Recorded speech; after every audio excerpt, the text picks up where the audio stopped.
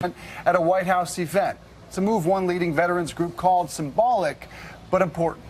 A source familiar with the internal talks says Mr. Trump was pushed by senior staffers, including John Kelly, Bill Shine, and Sarah Sanders, to deliver a more robust statement on John McCain.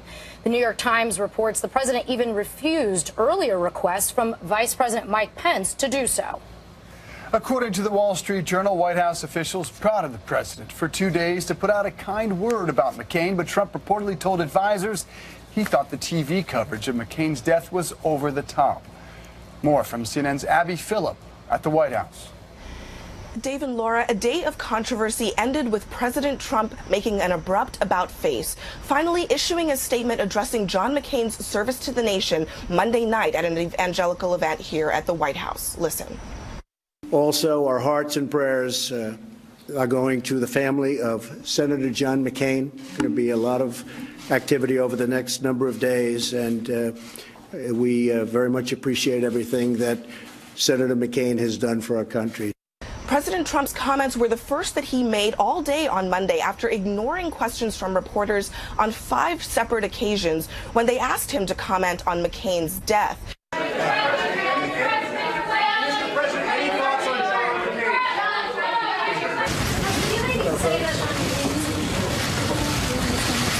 Do you believe John McCain was a hero? Let's go.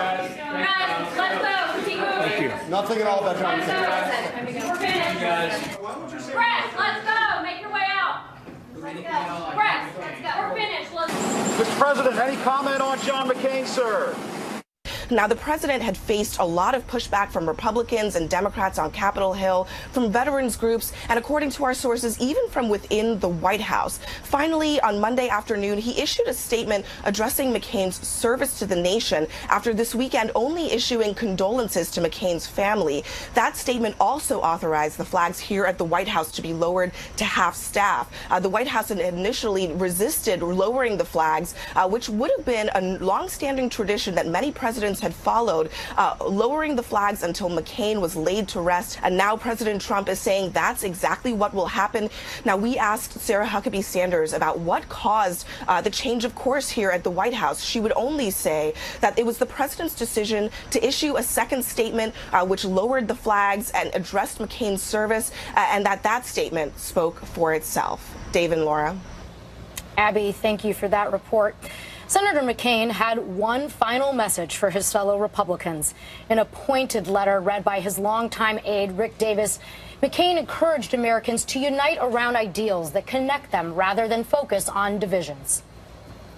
We weaken our greatness when we confuse our patriotism with tribal rivalries that have sown resentment and hatred and violence in all the corners of the globe. We weaken it when we hide behind walls rather than tear them down, when we doubt the power of our ideals rather than trust them to be the great force for change they have always been. Do not despair of our present difficulties.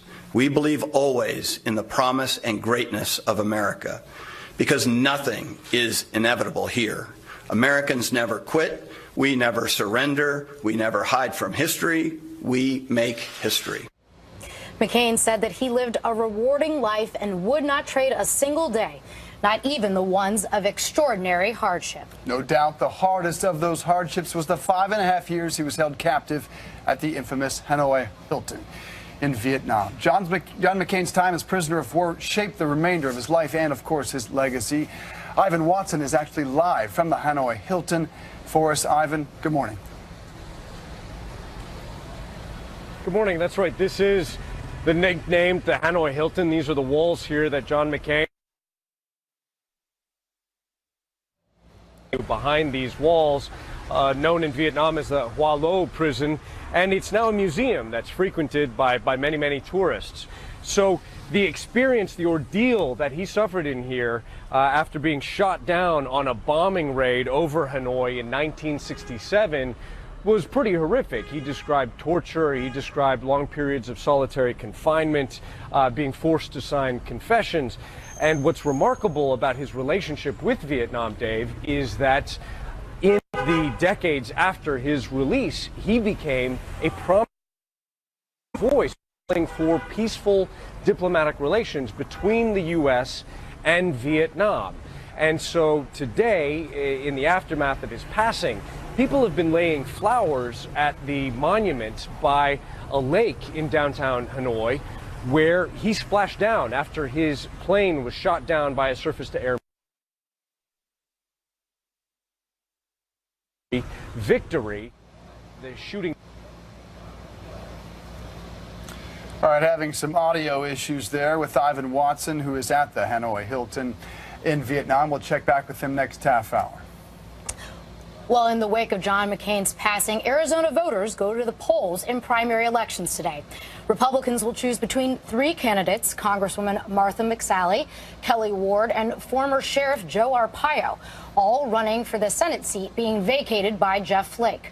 On Monday, Ward apologized for suggesting an announcement by McCain's family that he was ending his cancer treatment was designed to hurt her campaign.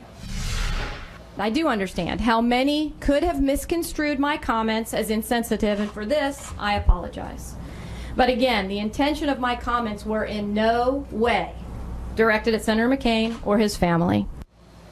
The frontrunner for the Democratic Senate nomination is current Arizona Congresswoman Kyrsten Sinema. Florida also has a primary today. The Republican race for governor between Congressman Ron DeSantis and State Agriculture Commissioner Adam Putnam has been hotly contested. DeSantis asked for President Trump's endorsement, and he got it. Primary day will also cement one of the year's most competitive and expensive Senate races, with Governor Rick Scott all but guaranteed to face Democratic incumbent Bill Nelson in November. Breaking news: a secret letter from a top North Korean official is apparently what led the president to cancel Secretary of State Mike Pompeo's latest trip to North Korea. Our colleague Josh Rogan first reported in the Washington Post that Pompeo received the letter from Kim Yong-chol, a top aide to Kim Jong-un.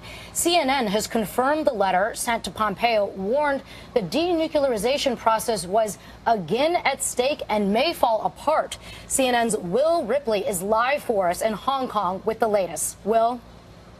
Hi, Laura. This is perhaps the most serious challenge to the still fledgling diplomatic relationship between the United States and North Korea since the Singapore summit on June 12th with President Trump and Kim Jong-un, because what North Korea is essentially saying here is that if this process does fall apart, if the two sides can't come to some sort of a deal as to what denuclearization is going to look like, well, then North Korea might, as they have stated, resume the nuclear and missile activities that arguably created one of the most tense situations between the U.S. and North Korea in many decades. I want to read you a portion of what a source told me overnight, basically conveying to me the essence of what this letter to Secretary Pompeo said. It said, quote, "The U.S. is still not ready to meet North Korean expectations in terms of taking a step forward to sign a peace treaty. That is the big sticking point right now. The North Koreans want a peace treaty up front and denuclearization to happen later as part of a step-by-step process that also involves the lifting of sanctions and whatnot.